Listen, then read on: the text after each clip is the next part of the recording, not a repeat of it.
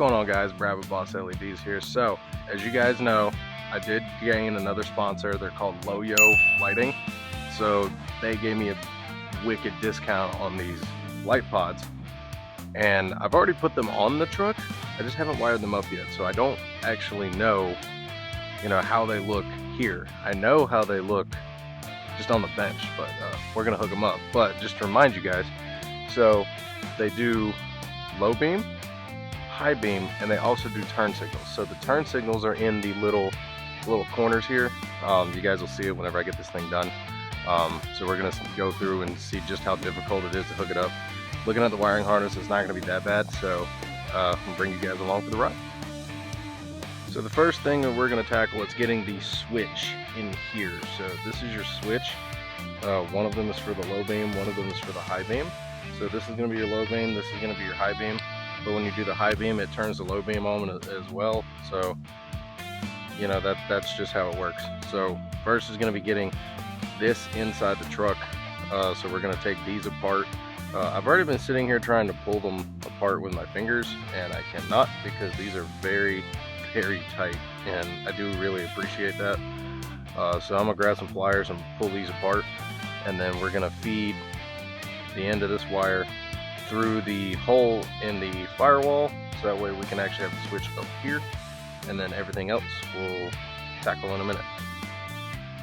So if you guys have been following along for a while, you guys know that I put in a secondary fuse box, as you guys see down here, and the only way to access that is by popping my fender out.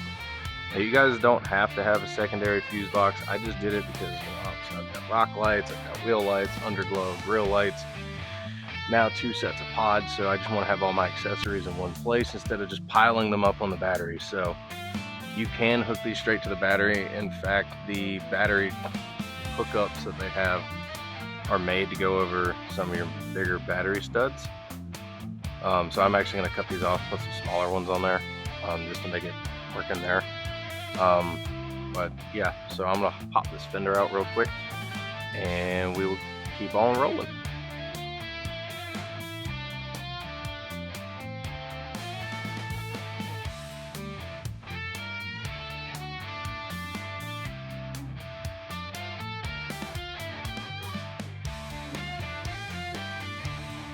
So it's going to be real simple. I'm just going to cut off those ring terminals, and I'm just going to be using these little forks on here. These are the heat shrink ones, so they are going to be protected from the weather and everything. So I highly recommend using any sort of the heat shrink ones, where whenever you heat it up, this plastic actually melts and it'll shrink, and it'll keep all your wiring protected, keeps away the corrosion and stuff like that. So I'm gonna go ahead and cut these off. I'm actually gonna cut them long enough to be able to save them, because I'm a hoarder and I seem to keep every single thing, because you never know when you're gonna need it. So let's get right into that.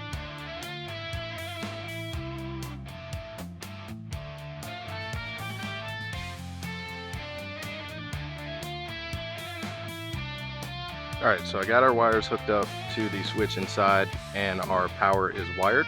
I did take the fuse out of the little fuse holder, just so while I was running it, I didn't arc it off anything.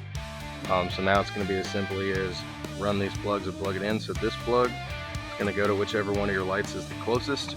So this one is going to get the shorter one, and then we're going to run the longer one all the way across over there to that one, plug that one in, and then after that the inside lights will work. Now to get the turn signals to work, they come with this yellow wire already attached. If you look at the video before, I'll put it up in the corner.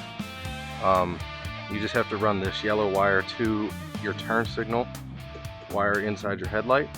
But the good thing is I already did some stuff with the turn signals before, so I actually have a wire in here for it.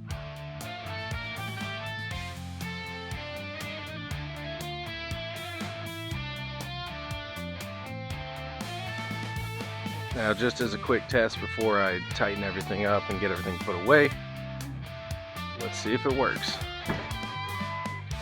So we got low beam, or actually I think that's high beam. Yeah, okay, so there's our low beam. So low beam is actually the one on the right with the green light. So that's our low beam.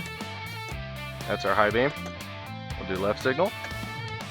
Oh yeah. Then we'll do the right signal. And now just for fun, hazards. I gotta see how that looks. Oh dude, that's so sick. Alright, so now that I've got that, guys, I'm gonna go ahead and turn the truck off and everything. And I'm gonna go ahead and tidy up all the wiring, finish all that up. And then I will show you guys again once you guys don't see all the wires and everything just hanging out of the hood. And then we'll do a quick test tonight and you guys can see how it looks. Alright, so I got everything put back together, everything's tied up, all the fenders back in.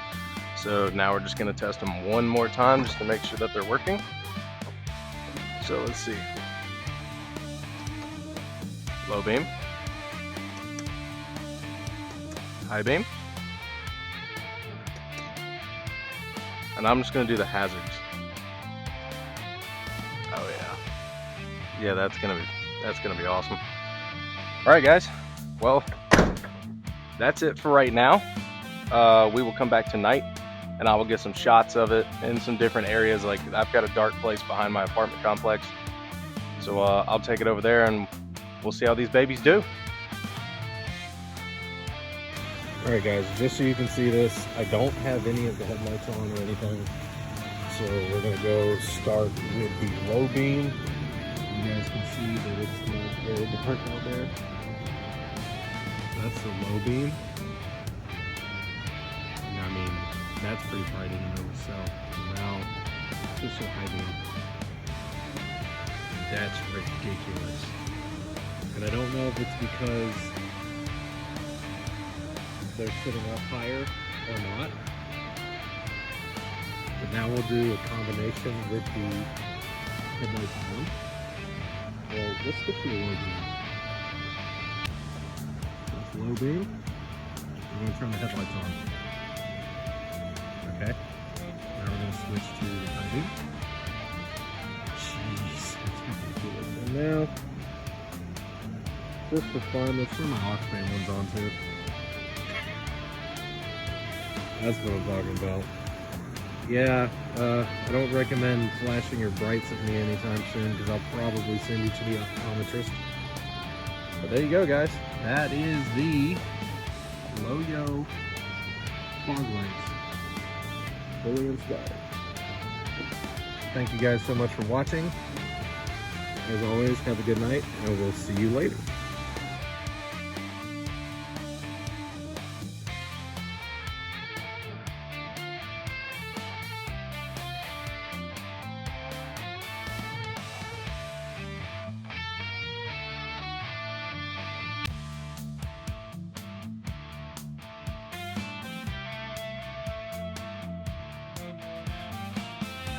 And that's pretty much it, guys.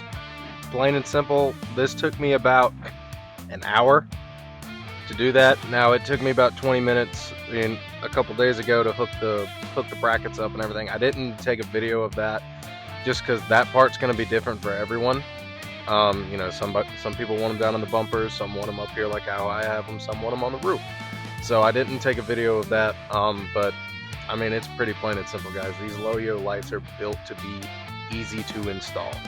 Like I said, it took me about 20 minutes to install them. They include all the tools you need other than 13mm wrench. They do not give you a 13mm wrench, but that's it.